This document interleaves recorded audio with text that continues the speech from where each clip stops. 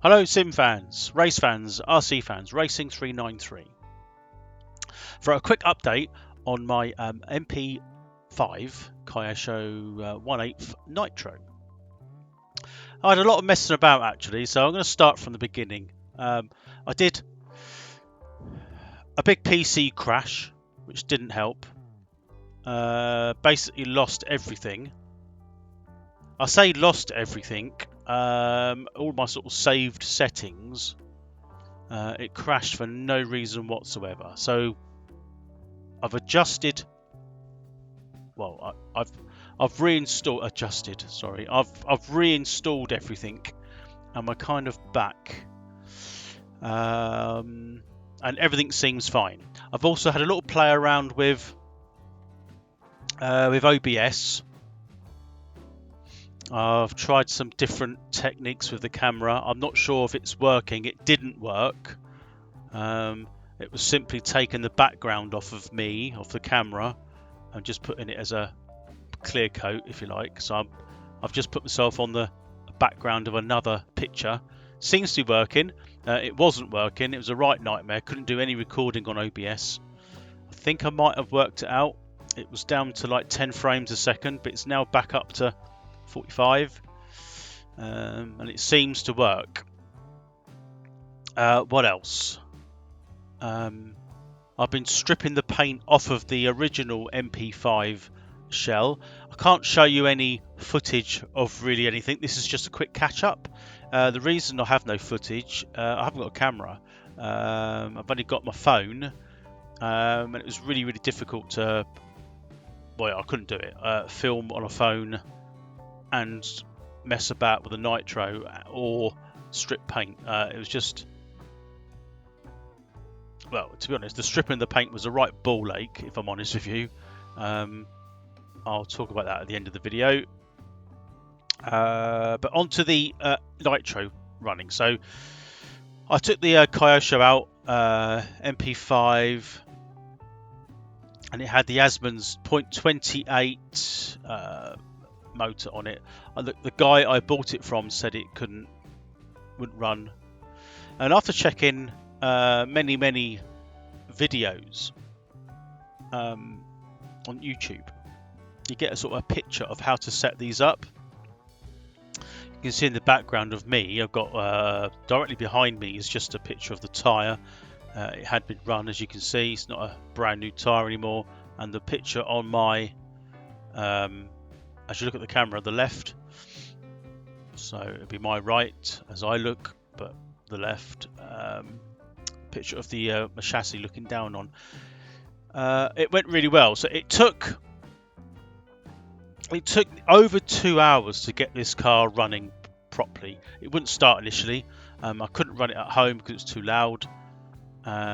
It's a shame because I had some notes which I wrote down on sort of the starting procedure or the settings, and I very much went away from that. It wasn't a bad starting point, but it was nowhere near where it was when it was running. So, yeah, 2 hours, 4 tanks of fuel, and I think at this precise moment it's set really well. So it probably could run better, but I don't want to run it too lean for obvious reasons. And yeah, so a brief rundown of what I went. So I started with the low speed jet and the high speed jet set to factory settings, if you can call them factory settings, and it would start and then run straight out again. It's almost like the fuel that you put into the carb wouldn't stay there. The low needle jet, low speed needle, what's it called? The low speed needle was set as stated by another YouTuber, by recommending that the screw has to be flush with the actual body, not the throttle ball joint, if you like. can take the little ball joint off, and that can be like pivoted anywhere. It depends where the servo ball cap is, if you like. So I took it off anyway because it needed to get moved, and I put the low speed needle flush with the body, and then put the ball joint sleeve, if you like, back on, so it looked like then that the needle was inset. Because if I set it as stated by this YouTuber to be flush with the throttle ball joint bracket, I don't know what it's called, actually, like a sleeve, which means it's quite far out. Let me get this right. No, setting it flush with the body, so when you put the ball joint sleeve on, it looks like it's set right in when you look at it, and it is, which basically, from my experience yesterday, because this depends when this video goes out, but my yesterday closed off the low speed needle, so it would get fuel in to the carb, use that up, and then run out. So I went back to my basic knowledge and settings and unscrewed the low speed needle until it was flush with the ball joint cap. I don't know what proper name for it is, throttle linkage sleeve, and it started straight away. So that was one recommendation which I was misled on. Maybe it might work with other nitros, I don't know, but he did specifically say that when you take that sleeve off, screw the low speed screw in until it's flush with the body, and then replace this sleeve cap throttle linkage connection thing. So I don't know, maybe that works on other engines, but it certainly didn't work on this one. Anyway, so I got that running, and then what do we have then? It looked very rich. On full throttle, it died. It wouldn't rev. So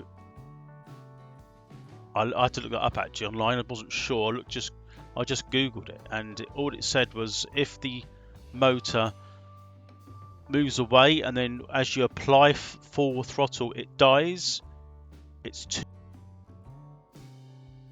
turn the high speed needle in one turn, which is what I did. And then after a few attempts, and I mean a few attempts, it started to get better. But then the idle shot right up.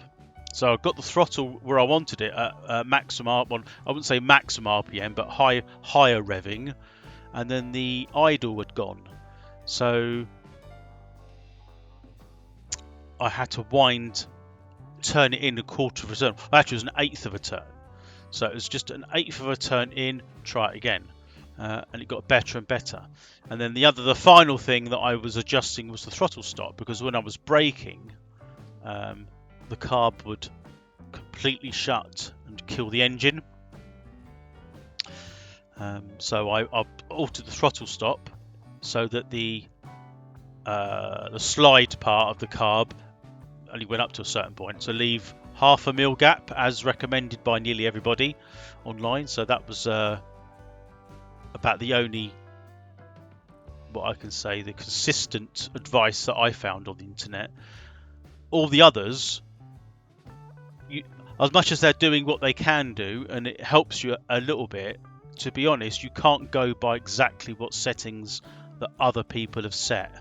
I don't know how many turns in or out my high and low speed needle is at the moment. It's just set where it runs.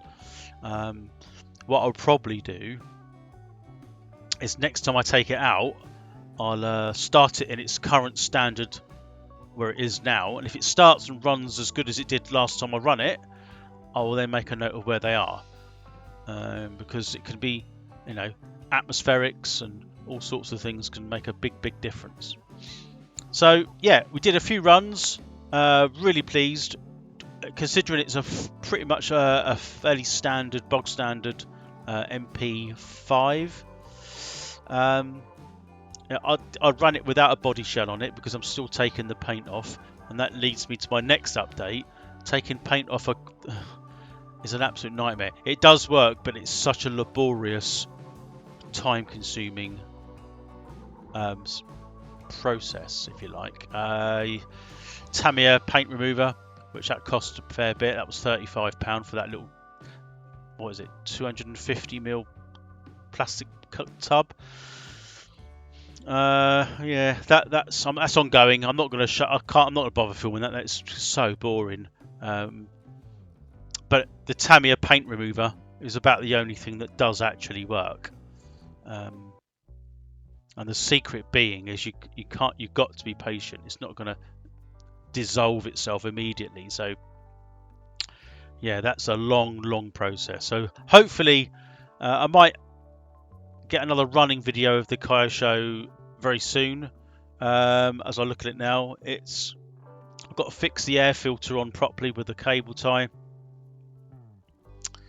The only thing that went wrong actually was the steering servo horn screw came out. So as I was using it, it lost steering. So I had to sort of put it back on, just push it onto the top of the servo, and it was usable. But the screw came loose, so I need to fix that back. Or I lost the screw as well, so I've got to get a screw, which I've got. Fix that servo horn back on, and it's a goer.